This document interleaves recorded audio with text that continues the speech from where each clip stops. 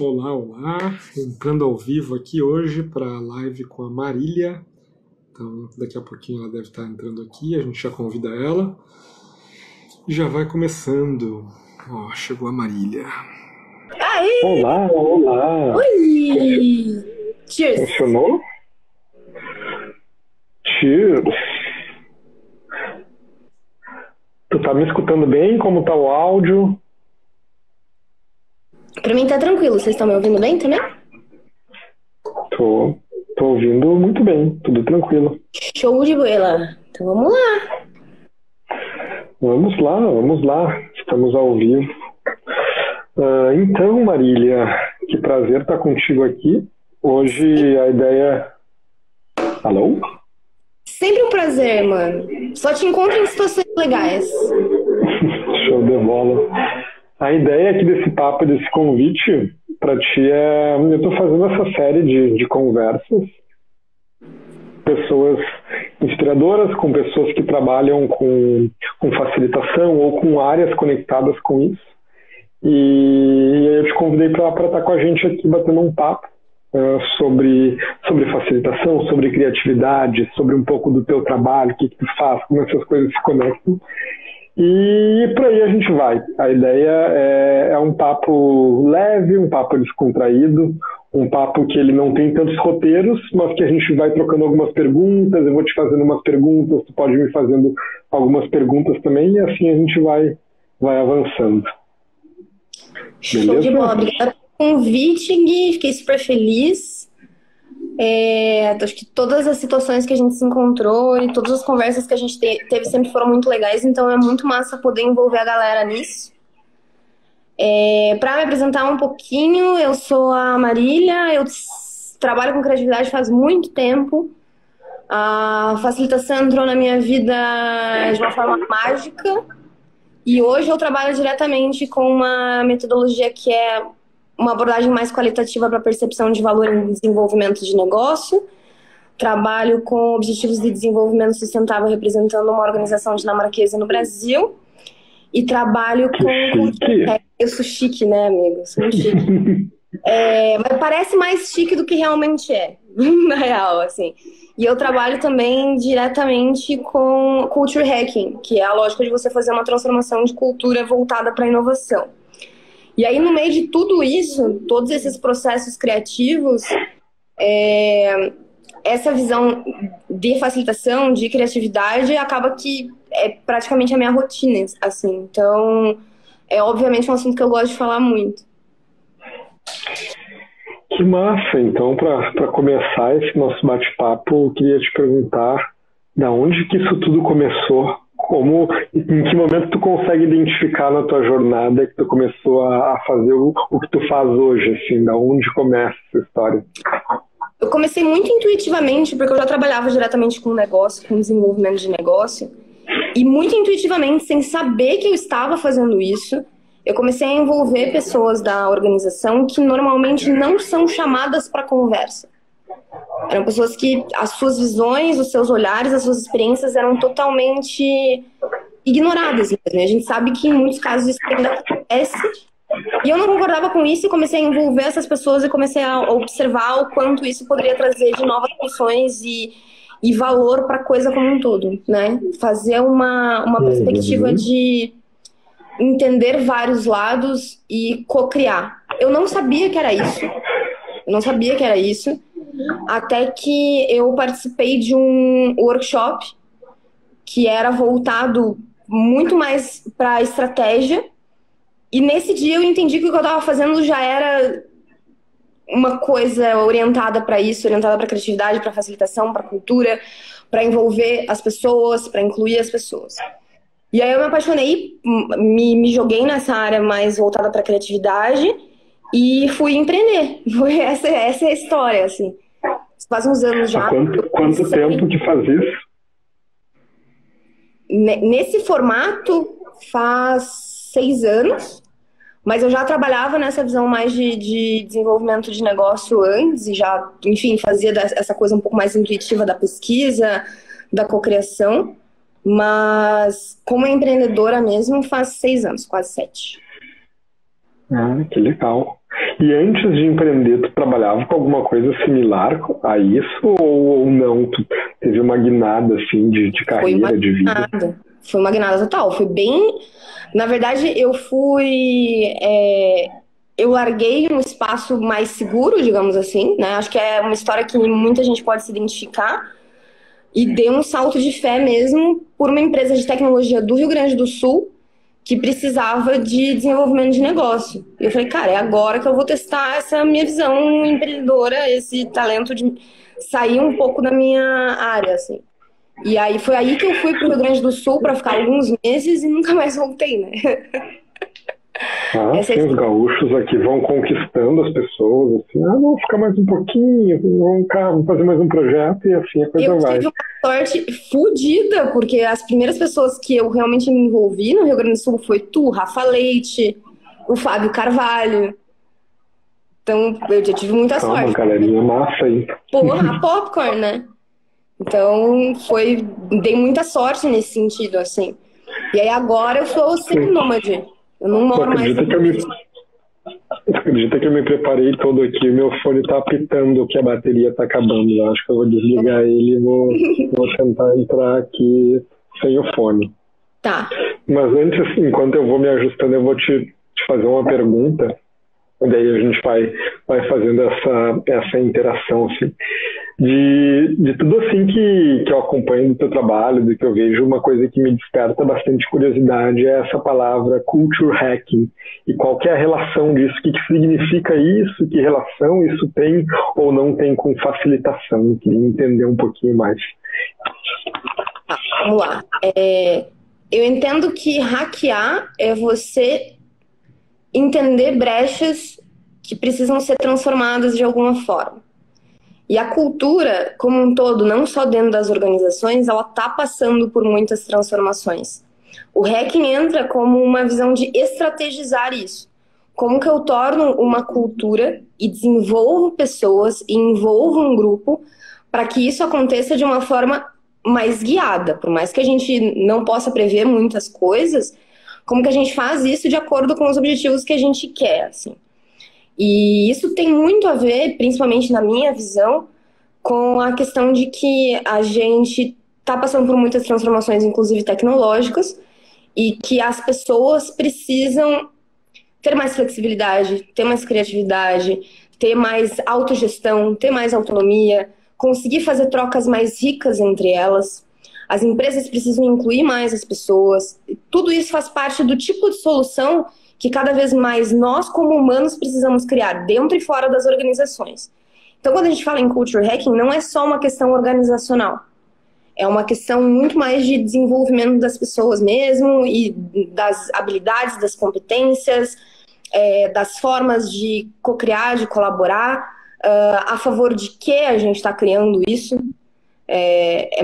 Tem uma conexão com o propósito também. Então, o hacking, ele entra como a lógica de hackear um sistema mesmo. A cultura não deixa de ser um sistema. E dentro da cultura, a gente tem todos os sistemas que a gente usa, seja uma regulamentação, seja um aplicativo, seja um sistema de gestão comercial, por exemplo. O WhatsApp, o Zoom, a live do Instagram, tudo isso são sistemas que permitem a nossa sociedade, a nossa humanidade criar e fazer o que veio fazer, né? Então, de que forma a gente usa tudo isso como recurso a favor dos objetivos corretos, a favor daquilo que da realidade que a gente quer ajudar a moldar. Acho que deu para explicar um pouco, né? E esse olhar de cultura vem crescendo bastante nas organizações, né? Ainda bem, que eu né? acompanho do lado de cá, isso vem movido muito por uma necessidade de se transformar e de perceber que essa transformação ela não é só ferramental, ela não é só tecnológica, ela não é só processual, ela muitas vezes é uma transformação de cultura, é uma transformação que mexe nos valores, no propósito de ser daquela organização. Então, isso são coisas bem profundas e que cada vez mais eu vejo que organizações estão olhando para isso, estão acordando da importância que isso tem, né? Sim. A cultura funciona de uma forma muito profunda mesmo, como você falou, que não é uma questão de você trazer os melhores métodos ou as melhores tecnologias ou uma questão de inventividade. É muito mais uma questão de como a gente convive com tudo isso, né? E como a empresa convive nesse meio dela e de que forma ela impacta as pessoas que estão ali dentro, fazendo a empresa acontecer.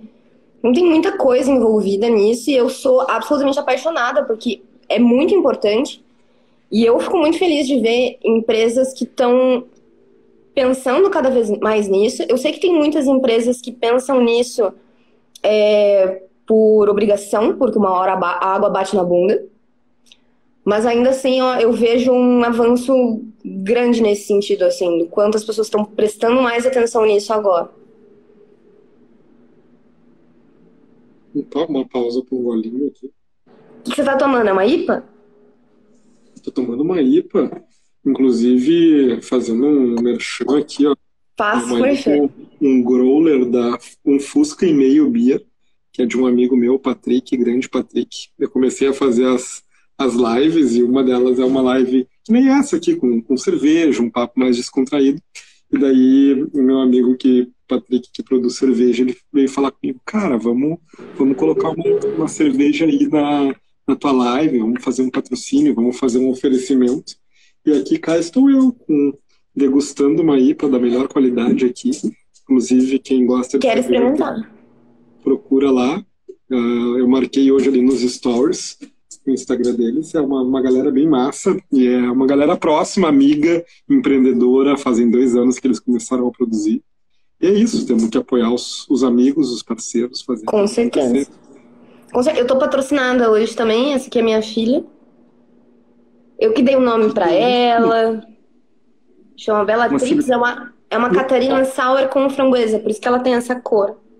Eu nem sabia que isso existia. Catarina Sour com framboesa, meu negócio é mais humilde. Uma IPA clássica. Não, a tua é um estilo mais tradicional só. A Catarina Sour, ela sofre preconceito, tem um estigma contra as sours, porque muita gente faz sour ruim. Um drink rosa, assim, uma coisa diferente. Não, isso só parece chique. Mas que bom, um brinde. Cheers, a galera aí tá tomando uma cerveja, a galera quer mandar uma pergunta. Vamos trocar uma ideia. Por favor, fiquem à vontade. A gente vai interagindo, eu vi que o Diego... Sabe que você, Gui, é um grande responsável por eu querer me aprofundar nessa questão de facilitação, né? Pois é, não sabia, me conta. É verdade. Conte-me mais sobre isso. Eu aprendi muito sobre facilitação vendo você, o Rafa, o Rafinha, o Fábio, a galera trabalhando, principalmente na época do Inspire Makers, Zurgs. Aquele teu programa não é Transformar Empreendedor, como é o nome? Despertar Empreendedor. Aprendi muito vendo vocês atuando e me apaixonei por essa área assistindo vocês e quis me aprofundar por causa disso. Então, é massa poder trocar uma ideia contigo sobre. Era uma época massa, né? Sim, embora eu não sou nenhum dinossauro nessa área, tem gente que trabalha muito mais tempo. Eu já trabalho com facilitação fazem uns 7 anos direto, quase como full-time, muito tempo. Então, tenho essa consciência de que algumas pessoas aí foram influenciadas ou impactadas por esses processos e fico bem feliz de fazer parte disso, né? E parte da minha jornada agora tem sido, tá, beleza, como que eu me abro para falar mais sobre isso, para falar de algo que eu acho que tem sentido, tem potência, tem transformação e que pode ajudar tanto empresas com seus desafios, como também pode ajudar pessoas a reinventarem o seu trabalho, que é muito da tecla que eu estou batendo assim. Para mim, a facilitação ela pode ter um encaixe na vida e na carreira das pessoas de um líder que daqui a pouco tá querendo ter uma nova relação com a sua equipe e isso pode ajudar ele nessa construção, ou de um colaborador que quer encontrar uma forma diferente de gerar valor para sua empresa, para sua equipe, não sabe por onde começar, ele pode começar a fazer pequenos experimentos e usar isso como mais uma ferramenta que ele acopla dentro das habilidades dele para começar a se desenvolver. Exatamente. Inclusive tem um puta líder foda que entrou aqui agora, que é meu cliente, o Murilo Canova, da Ocean Drop. E a gente conversou bastante exatamente sobre isso. Ele deu um tchauzinho ali até. O Murilov. Murilov. A gente já conversou bastante, inclusive, sobre essa visão de trazer a facilitação como uma ferramenta útil para o dia a dia, no desenvolvimento mesmo. Porque as empresas que têm mais consciência, como é o caso dessa empresa, elas querem, obviamente, que os seus colaboradores tenham autonomia e consigam ter uma capacidade maior na resolução de problemas complexos, ter mais protagonismo dentro do dia a dia da organização, né? E a facilitação é um puta aliado nesse sentido, assim. Então, inclusive, tá aí um cara que já me ouviu falar muito sobre isso, sobre facilitação, e é muito legal as pessoas se abrirem para isso, não só no sentido de que a facilitação e eu acho que isso é muito importante, olhar a facilitação como um treinamento, ou olhar a facilitação como um evento, mas olhar a facilitação, como você disse, como uma ferramenta que você pode utilizar no teu dia a dia, que você pode utilizar numa reunião de priorização, que você pode usar na tua leitura de OKR, sei lá, você pode usar para tudo, no final das contas, ela acaba sendo uma visão que te ajuda até a guiar alguns processos co-criativos, por exemplo. Exato, e parte do meu processo tem sido construir, eu acho que é super difícil fazer essa construção, porque a sensação que eu tenho pesquisando muito, principalmente aqui no Brasil, é que o termo facilitação e o entendimento disso, ele existe dentro de uma bolha. Então, quando tu entra, na maior parte dos artigos, na maior parte dos cursos, aquela linguagem ela só se comunica com nós mesmos, com nós facilitadores, ela não se expande. E eu tenho buscado assim, como é que eu olho para quem está dentro de uma empresa, quem está atuando, seja um colaborador, seja um gestor, que não está dentro dessa bolha, que não entra dentro dessa linguagem, que tem outros desafios. Sim. Que eu olho para essa pessoa e vejo, beleza, como que tu pode olhar isso como uma habilidade que te ajuda nos teus desafios? Sim, até porque a gente pode aprender várias técnicas. Pode pegar várias técnicas de facilitação, estudar sobre elas, mas isso não quer dizer que você vai se sentir necessariamente um facilitador, porque a facilitação demanda aqueles 3 fatores que você trouxe até num conteúdo teu, né? Que é muita visão da prática, principalmente, que é muita visão de trazer a arte para dentro disso. Então, é muito importante que o facilitador, que é, na verdade, um gestor, mas que quer assumir essa postura de gestor facilitador, ele tenha uma certa liberdade para testar, para experimentar, né? E ver o que está funcionando, o que não está. Nesses últimos dias eu troquei bastante ideia com alguns clientes meus e com alguns parceiros de empresas grandes, pequenas, com equipes enormes, com equipes menores. E nesse momento, inclusive, de pandemia, em que muitas equipes estão trabalhando remotamente, o gestor que tem um pouco mais de consciência e permite mais autonomia e que entende a necessidade desse desenvolvimento de equipe, está se aprofundando mais nessa visão de experimentação da facilitação online. E isso é muito legal. Isso é muito massa, começar a ver a transformação das ferramentas, né? Hoje eu tive a oportunidade de fazer uma facilitação de 4 horas online. Eu já tinha feito algumas coisas parecidas, assim, mas agora eu estou embarcando em alguns projetos que eles estão full time online, assim, então toda a estratégia dele é isso. Foi um desafio bem interessante, assim, eu fiquei super feliz e foi legal de ver o encantamento das pessoas ao final do trabalho, de ter experimentado uma lógica que a gente está acostumado no presencial e que às vezes nem no presencial a gente está acostumado de dar uma experimentada nessa lógica no virtual. E exatamente. uma das coisas que para mim tem sido um baita de um insight sobre facilitação no virtual, e ele é um pouco diferente do senso comum que eu tenho visto, é sobre construção de narrativa. Porque eu tenho estudado muito sobre o digital e tenho visto que a forma de comunicação e a forma de narrativa aqui no digital, ela não é óbvia e muitas vezes ela não é o nosso entendimento natural. Por exemplo, A gente talvez tenha um entendimento natural, quase como óbvio, que aqui são vídeos rápidos, mensagens rápidas e tudo mais, porque é tudo muito rápido.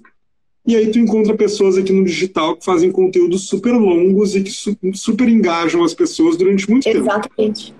E o que tem por trás disso? Muitas vezes essas pessoas elas têm uma construção de narrativa muito bem feita. E aí eu comecei a fazer essa mesma lógica para facilitação. Não adianta eu ter a melhor ferramenta para as pessoas acessarem, não adianta eu ter a melhor metodologia para as pessoas usarem, se eu não tiver uma narrativa que mantenha as pessoas vivas, energizadas, presentes dentro daquela estrutura. Uma narrativa com ganchos, uma narrativa com metáforas, uma narrativa com exemplos, com histórias. Então Agora mais do que nunca, né? Uhum. Agora mais... Hoje eu experimentei muito disso e o digital nos exige isso. E muitas vezes eu acho que essa é uma habilidade que, como facilitadores, a gente talvez aprenda a desenvolver mais a técnica, o método, do que o desenho de narrativas. Então está sendo um processo bem, bem bacana. Inclusive chegou um livro hoje, me dá um minutinho que eu vou até pegar. Boa. Estou super feliz que chegou esse livro aqui, estou empolgado, que é a Jornada do Escritor, Estrutura Mítica para Escritores. Que ele faz essa relação da jornada do herói, Estou muito nessa pira, assim, de... Eu amo. Eu usei a jornada do herói, inclusive como processo criativo e como método de pesquisa para um cliente, para uma marca que a gente trabalhou em desenvolvimento do negócio e da marca. E a gente usou a jornada do herói para entender a jornada e em que ponto as pessoas estão em relação a uma vida mais saudável e sustentável.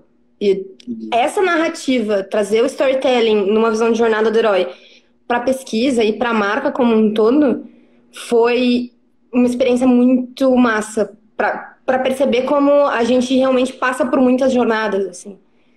Então, quem está acompanhando e porventura não conhece a jornada do herói, ela é um desenho de um mito, de uma leitura do mito humano, e é uma estrutura de uma história, de um mito que, na verdade, todos nós humanos, a gente pode se reconhecer nele. Então, os desafios que a gente enfrenta, os chamados que a gente recebe, os mentores que nos ajudam, enfim, tem toda a quebra de rotina, tudo, e que a gente consegue conectar até numa forma um pouco mais óbvia com histórias de filmes, por exemplo. Se você pegar um super-herói mesmo, a maioria passa exatamente por todos os quadrantes da jornada do herói, né? O Thiago falou, sempre usa a jornada do herói na hora de pensar no desenho do produto dos clientes. Massa. Também é uma ferramenta que é muito útil para várias coisas, assim.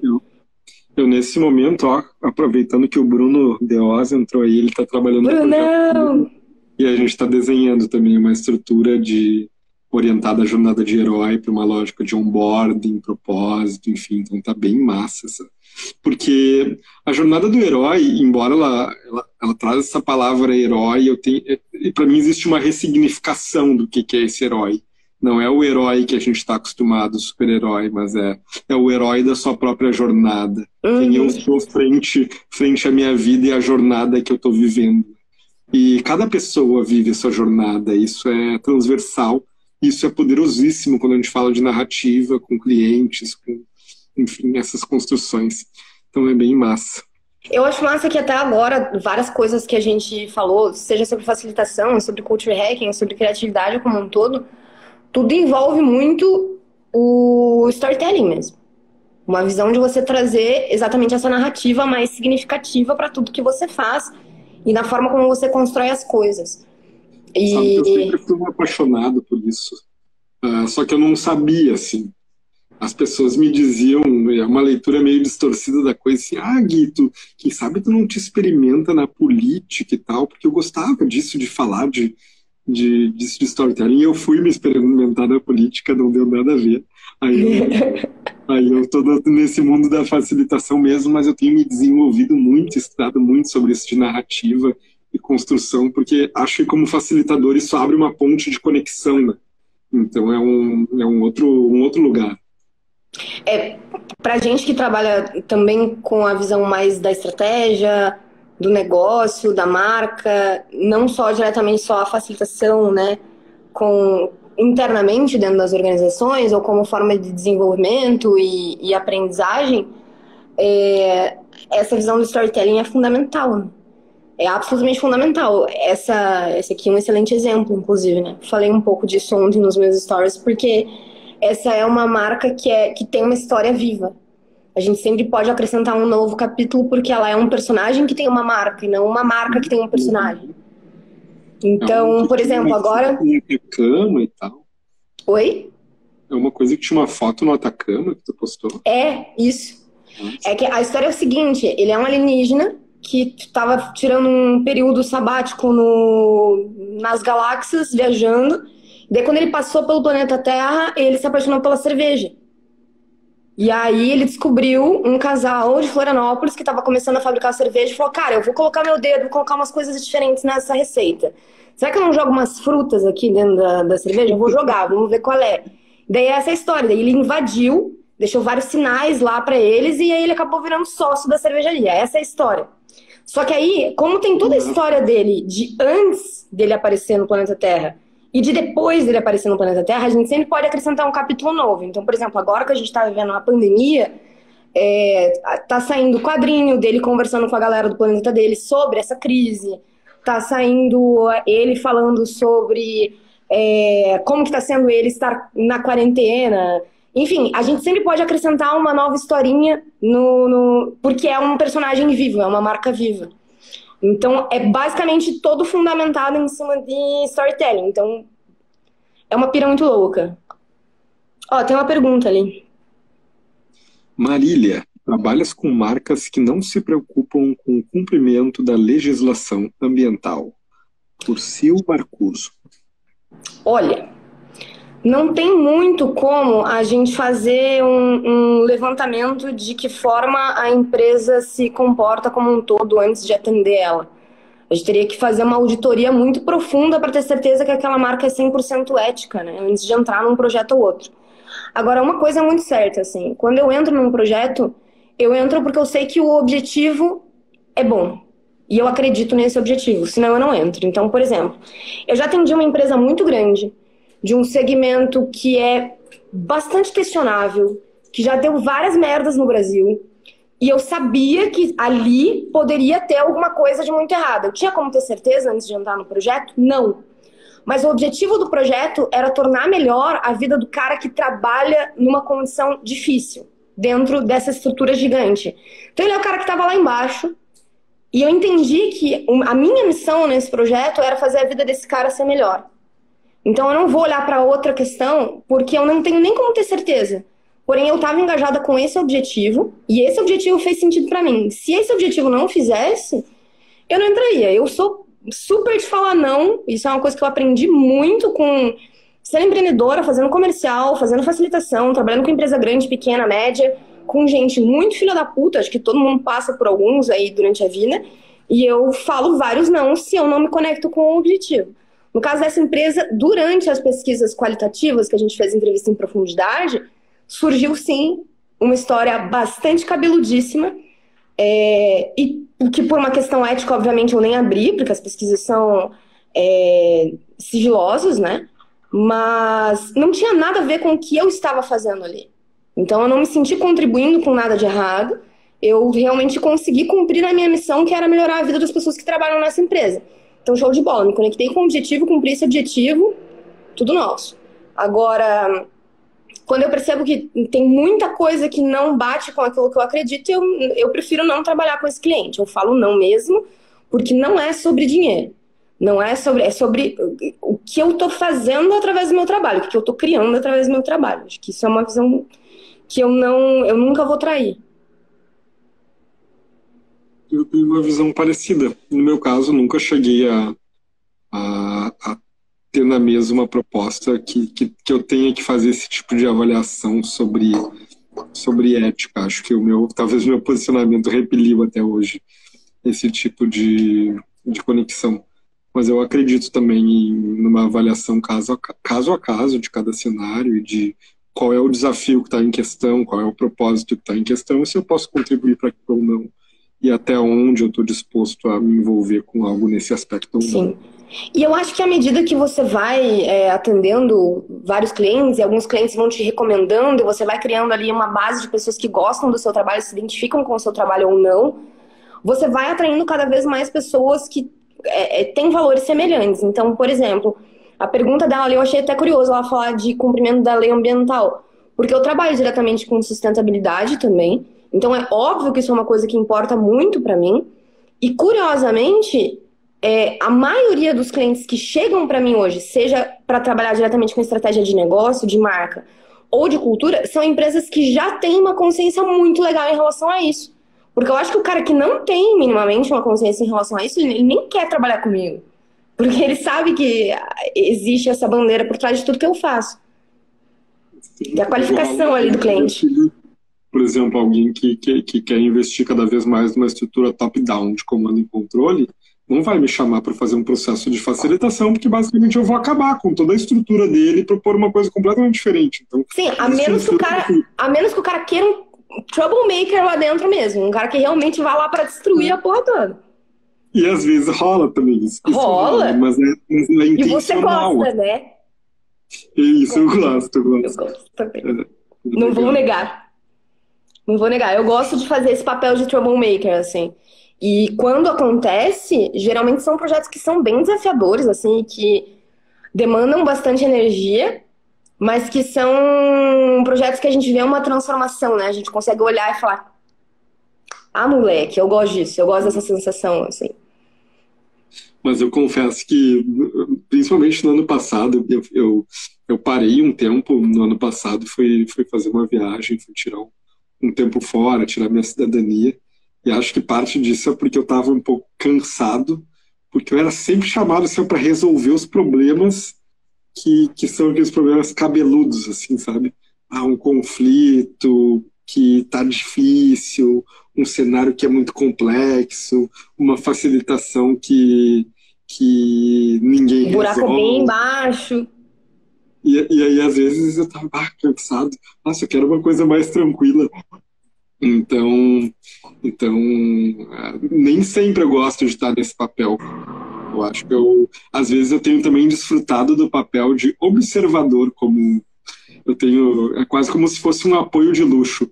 Tem alguém que vai poder, caso dê merda, vou poder fazer uma intervenção, tá ali como apoiar, mas observar pessoas novas que estão facilitando tem sido bem legal também.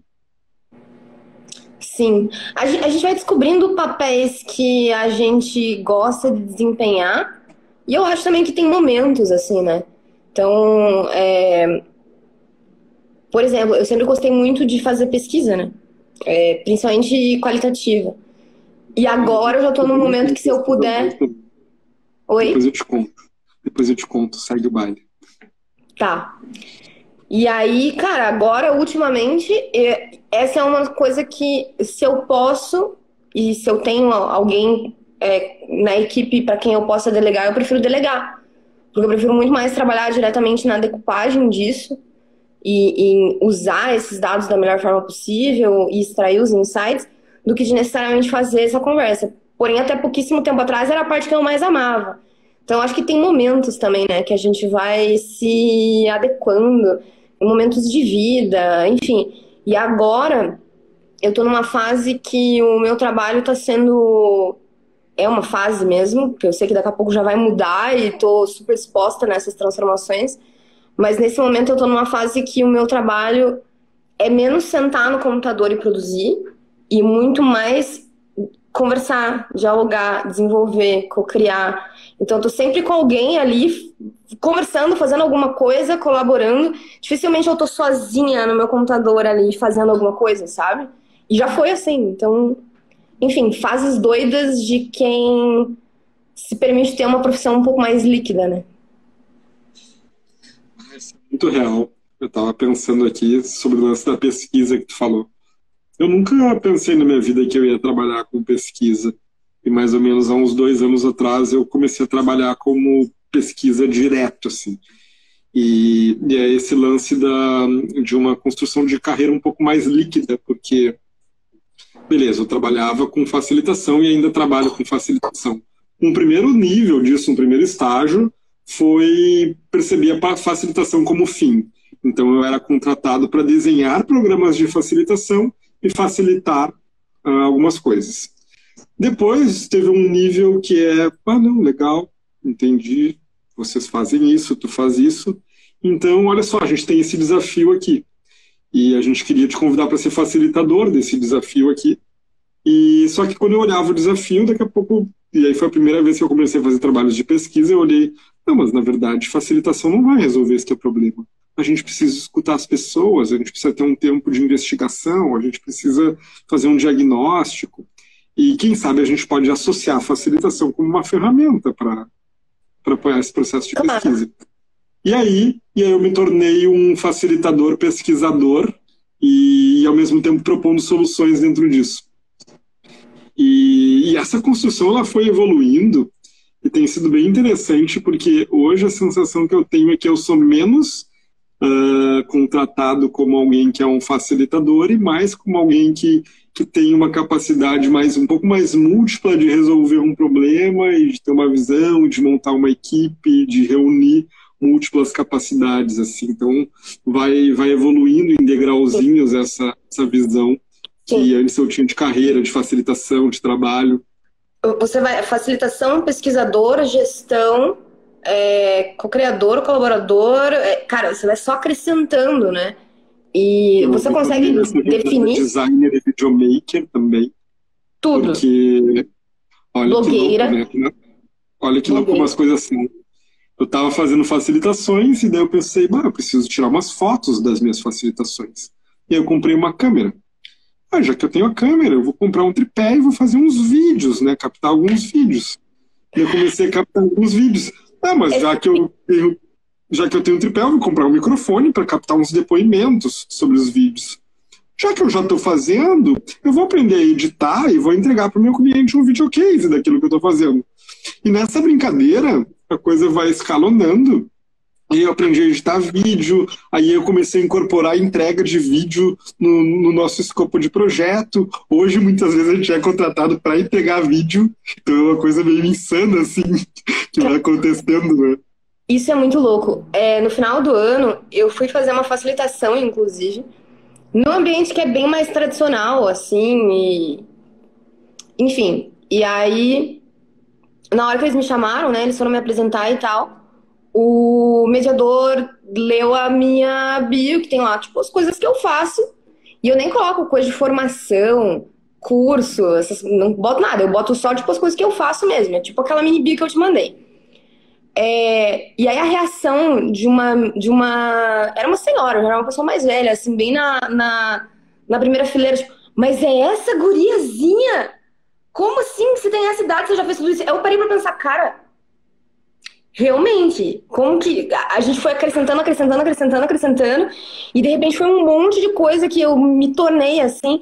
E é louco, porque se você for olhar, Gui, você acompanhou muito essa trajetória.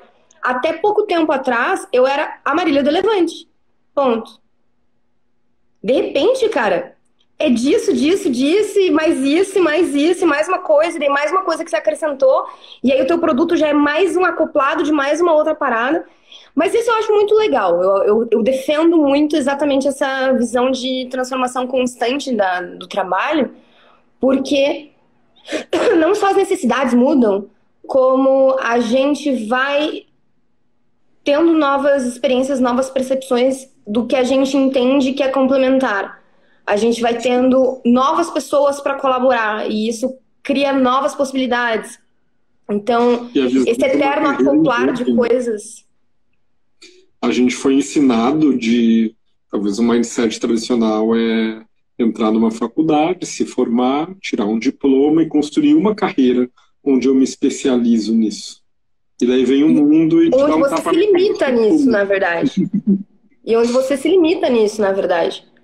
Porque muitas vezes, quantas pessoas a gente conhece que não precisaram de nenhuma formação acadêmica para fazer o que fazem? Você mesmo não estava formado ainda e já estava bombando na facilitação. Muita gente nem se forma em nada, mas é muito foda naquilo que faz. Muita gente se forma para cumprir tabela. Muita gente coloca muita energia no meio acadêmico e eu admiro pra caralho quem faz isso. Inclusive, através da Sustainer, a gente tem que ter muito contato com essas pessoas da academia, da ciência, mas a carreira ela não precisa ser essa única visão que a gente foi doutrinado a ter, né? Porque você vai se formar e, em teoria, essa é a única fórmula de sucesso, digamos assim, sabe? E eu acho que agora... É judicial, né? Porque, por exemplo, hoje a visão que eu tenho é que ter uma fonte de renda é uma coisa extremamente arriscada, ainda mais no cenário como esse de pandemia. Eu tenho uma carreira, uma fonte de renda, uma única escolha. E se acontece qualquer coisa fora do planejado, como eu respondo a isso? Exatamente. E isso sem contar que as coisas estão mudando de um jeito muito acelerado cada vez mais. E se a gente não se permitir ter esse nível de flexibilidade, não só a gente não vai conseguir entregar algo de valor, né, cada vez mais, como também a gente vai ficar preso em um loop de insatisfação profissional. Porque, como a gente estava falando, tem um momento que eu tô amando fazer a pesquisa, mas tem um momento que eu prefiro delegar, porque eu tô gostando mais de facilitar, ou eu tô gostando mais de co-criar, eu tô gostando mais de criar processo de aprendizagem, ou eu tô gostando mais de fazer o comercial mesmo. São todas coisas que eu gosto. Eu já passei por fases que eu flutuei muito nisso. E que bom que eu posso fazer isso, que eu criei uma carreira onde eu tenho essa liberdade de buscar aquilo que me dá satisfação também e de conseguir trabalhar com pessoas que eu gosto, com pessoas que eu confio, que podem sim realizar algumas funções que sim, eu poderia fazer, eu até tenho competência para fazer, mas eu prefiro que tu faça, porque para mim vai ser melhor, porque eu vou poder focar em outra coisa, ou não, você manja muito mais disso do que eu, vai lá, vamos fazer junto, né? Então, eu acho que essa visão mais de liberdade mesmo é uma coisa que, quando a gente começou a testar esses tipos de formatos, a galera achava que a gente era louco. Acho que você lembra muito dessa fase, né? A gente teve muita conversa sobre isso, sobre essa visão um pouco mais livre de empreender, e agora é normal. Eu acho que ainda não é algo tão normal, tão naturalizado, mas talvez o que a gente tomou é um choque. Porque se antes uma visão um pouco mais aberta em rede de uma carreira e de trabalho era algo incerto, instável, estranho, num cenário de pandemia, onde tu tem custos fixos, onde tu tem estruturas muito grandes, onde tu tem muita densidade estruturante, isso se torna um risco muito alto. E aí estruturas mais fluidas, mais leves, mais orgânicas, se tornam mais fortes, né?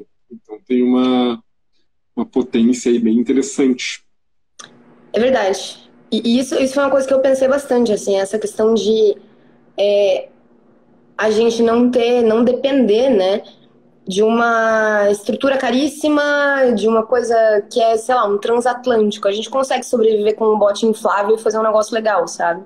E nesse momento isso está sendo um privilégio, assim, a gente já ter vindo de um momento em que a gente consegue ter esse tipo de flexibilidade, porque agora, com esse momento de crise, a gente está conseguindo adaptar aquilo que a gente faz. A gente estava falando da facilitação online, de você e do Bruno co-criando uma nova forma de fazer isso, eu estou co-criando com o Ivan também, estou co-criando com alguns outros parceiros. Estão surgindo novos produtos, novos serviços dentro daquilo que a gente já fazia, né? Ressignificação dos talentos e das equipes para atender esse momento em que a gente precisa continuar gerando valor, e esse valor que a gente tem a oferecer está sendo mais valorizado nesse momento, porque é um momento em que está sendo olhado para as pessoas, está sendo olhado para de que forma as empresas se relacionam com os seus colaboradores.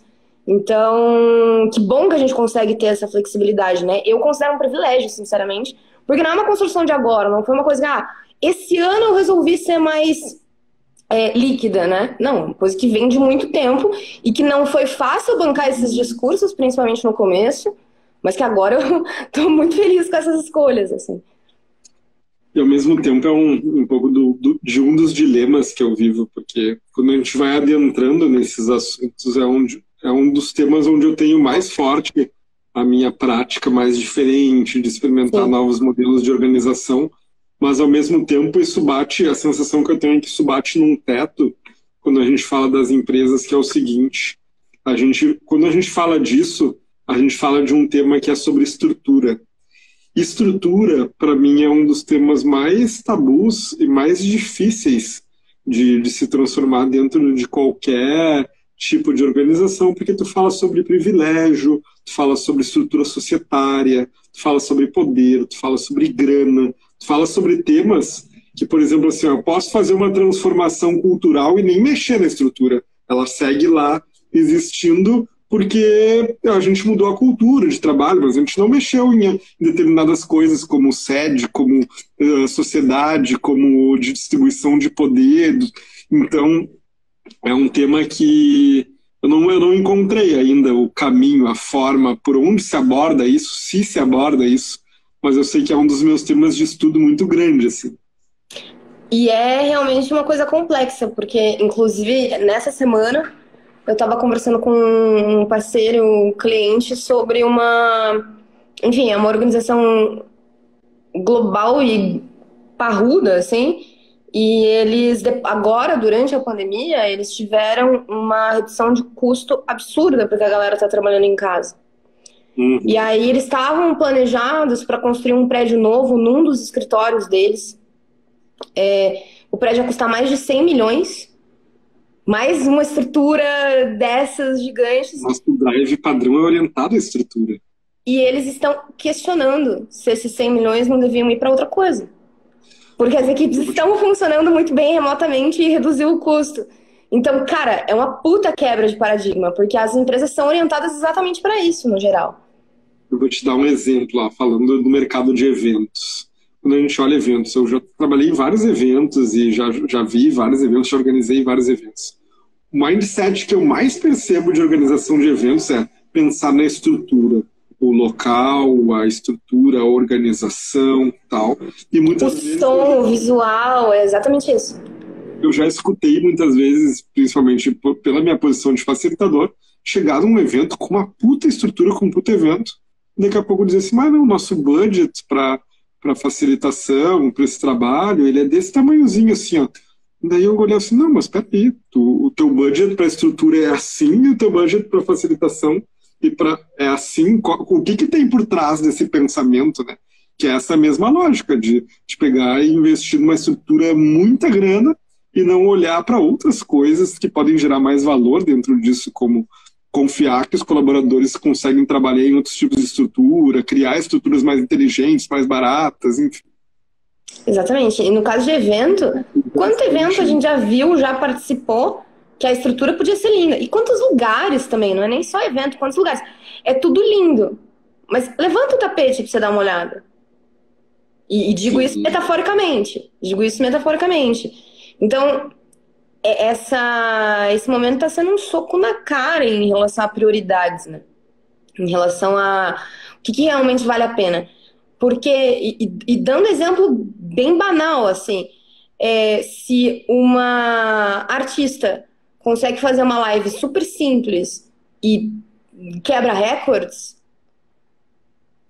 compara agora com a live que teve um monte de estrutura e colocou um monte de gente em risco e não necessariamente gerou tanto valor. Então, eu acho que agora é uma hora em que a gente está olhando muito mais para a experiência, para o acolhimento das pessoas, para o valor genuíno das coisas. Porque essa ideia mais estrutura tá obrigatoriamente ruindo nesse momento, né? Claro que não necessariamente todas as rupturas vão acontecer de uma vez só, mas algumas rupturas bastante importantes em relação a essa visão acabaram acontecendo agora, né? É um processo que a galera tem falado, o novo normal, né? A gente não vai voltar ao normal. A gente vai ter novos normais que... Novos parâmetros. Novos parâmetros. Exatamente. E é louco porque a sensação que eu tenho é que esse processo ele já estava acontecendo, né? Mas existe um lugar muito seguro ainda de dizer assim, não, isso aí eu vou seguir a minha vida aqui, tá tudo de boa, isso aqui não vai me pegar, e assim eu vou vivendo. Vou indo, vou vivendo, e aí daqui a pouco a gente toma uma chacoalhada assim, ó, e basicamente se tu não tá entregando algo muito legal, se tu não te adapta, se tu não responde rápido, tu não vai mais ir vivendo, tu acabou, entendeu? Então é uma chacoalhada muito forte, né? Sim. mas que está batendo na porta há muito tempo, assim, está todo dia aqui, ó, dizendo, olha só. Me conta uma batida de porta que você percebia mesmo antes da pandemia. Olha, eu acho que a gente vem assim desde o do início dos anos 2000 com a promessa assim do futuro que vai chegar, que vai transformar. Daí chega o celular e não, mas não é lá essas coisas. Aí daqui a pouco chega o digital, as redes sociais, a comunicação, mas não é tudo isso. Daí chega a galera empreendendo digitalmente, os nômades digitais, não, mas isso não vai me pegar. Aí chegam as novas gerações com novas demandas, não, mas essas novas gerações estão erradas, isso não é bem assim. Enfim, vários detalhes que a gente vai sempre dizendo assim, não, mas não é tudo isso. E são sinais, são muitos, são centenas, eu acho que isso é uma onda, sabe, que vai juntando, assim, vários sinais de transformação e uma hora essa onda explode. A gente está num cenário extremo, né, num cenário de chamos, num cenário de extremo do caos. E esse cenário, ele expõe muitas coisas dentro disso. Sim, é verdade. É total chamos. E eu acho que tem, com tudo isso que você falou, né? Desde comunicação, o nomadismo digital, tudo isso, dá para ver muito nitidamente a gente passou por todos os Ds da tecnologia exponencial, né? E eu acho que agora a gente está passando por algumas decepções em relação a algumas coisas. Por exemplo, a gente está vendo a galera usando a tecnologia para coisas bastante duvidáveis, né? Isso sempre aconteceu. Mas nesse momento em que a gente está dependendo mais da tecnologia e que a gente está vivendo um movimento muito complexo em relação à sociedade, a gente vê a galera usando inteligência artificial, por exemplo, ou machine learning para um objetivo duvidável, questionável, egóico. É uma decepção fodida em cima de uma tecnologia que poderia estar sendo usada a favor de um objetivo maravilhoso. Então, e a Sil Marcus falou que ainda não é. Deu uma travadinha, já voltou. É o extremo do caos. Ainda não é o extremo do caos. Se a gente for pensar o nosso cenário em perspectiva, sim, ele poderia ir mais extremo ainda. Mas se a gente for pensar esse cenário em perspectiva com o cenário anterior, a crise que a gente vive hoje, o caos que a gente vive hoje, ele é um caos sem precedentes, né? E eu acho que... Não existe algo que aconteceu nessa proporção, desse jeito, nas últimas centenas de anos, né? Então... Sim, exatamente. A indústria das fake news, exatamente. A indústria fake news é um excelente exemplo disso que eu tô falando. Não é a tecnologia, e sim a favor de que você está usando a tecnologia, né? E isso é uma decepção. Isso é um D da tecnologia exponencial. E em relação a essa questão de que talvez a gente não esteja vivendo o extremo do caos ainda, eu acho que também é uma questão de perspectiva, porque eu não estou vivendo o extremo do caos. Porque a minha vida continua sendo... Tô trabalhando um monte, tô protegida, tá tudo certo. Agora, se você conversar com a minha irmã, que é médica, por exemplo, com meu cunhado, é chamos. Se você conversar com o Celso Ataíde da CUFA, é chamos. Se você conversar com quem tá lá em Manaus, abrindo vala comunitária, é chamos. Sabe? Então, eu acho que tem uma questão de perspectiva, assim. A gente tá vivendo caos, só que nem todo mundo tá sendo impactado por esse caos ainda. Tem uma visão de privilégio aí também. E eu reconheço, assim, por exemplo, em mim, uma visão do privilégio. Porque, por exemplo, assim, alguém que era muito privilegiado, do tipo alguém que é um executivo numa grande empresa, está super bem posicionado, eu não sei se essa pessoa está tão privilegiada assim, porque dependendo de onde ela está, a estrutura dela está ruindo. Exato. E aí eu falo assim, a sensação que eu tenho é que pessoas que trabalham digitalmente, que trabalham com estruturas mais leves, que trabalham num mindset diferente, elas estão operando e respondendo a isso de uma maneira muito diferente. Eu tenho acompanhado algumas das pessoas que tenho estudado muito sobre marketing digital e é um mercado que ele está crescendo muito, crescendo horrores, como nunca aconteceu. Então, essas pessoas, elas vivem o privilégio do privilégio porque elas estavam há mais tempo plantando e construindo dentro desse olhar. Mas as estruturas convencionais e talvez os privilegiados convencionais possam estar passando por algumas crises que não estavam dentro do radar. Isso é muito real. Isso foi uma coisa que eu estava conversando esses dias. Existe um novo privilégio. Não é o privilégio do privilégio, mas é a nova forma de ter privilégio e que muitas vezes eram formas de se lidar, né? Mesmo essa visão mais de trabalho, de estrutura, etc., que foram muito questionadas durante muito tempo, mas que agora passaram a fazer um sentido absoluto, assim. E, então, enfim, isso é um papo muito profundo, muito complexo, assim. Então, sei lá, vou tentar dar um gole dessa cerveja agora. Ó, o Fábio, parceirão aí, entrou. Bem-vindo, Fábio. Ô Gui, a gente já tá há quanto tempo falando? Eu tô com medo desse Instagram cortar a gente. Pois é, a gente já tá há um bom tempo falando, acho que a gente entrou, era 20 horas e 8 minutos. Eu não consigo olhar o horário aqui no meu relógio. Alguém que tá aí no chat pode nos passar o horário só pra gente ter o nosso radar? Antes que eles nos cortem aí. A gente tem que ir se encaminhando pro final, talvez. Fechamento. O que é um fechamento pra todo esse papo doido que a gente teve? Eu sabia que a gente ia ter um papo doido. Não esperava menos. A minha visão de fechamento, ela é sempre uma... 26, talvez a gente tenha 2 minutos. Vamos ir pro encaminhamento. Eu acredito muito num fechamento a partir do lado emergente, né? Então, do que tá vivo, do que mais fica presente, assim. E aí eu vou puxar o meu check-out, o meu fechamento. Eu gostei porque o papo foi fluindo de uma maneira e ele chegou em alguns aspectos que fala sobre organizações em rede, sobre estrutura, sobre alguns temas que para mim são, embora sejam muito da minha prática, são bem difíceis de conversar porque eles são num nível bem profundo, assim.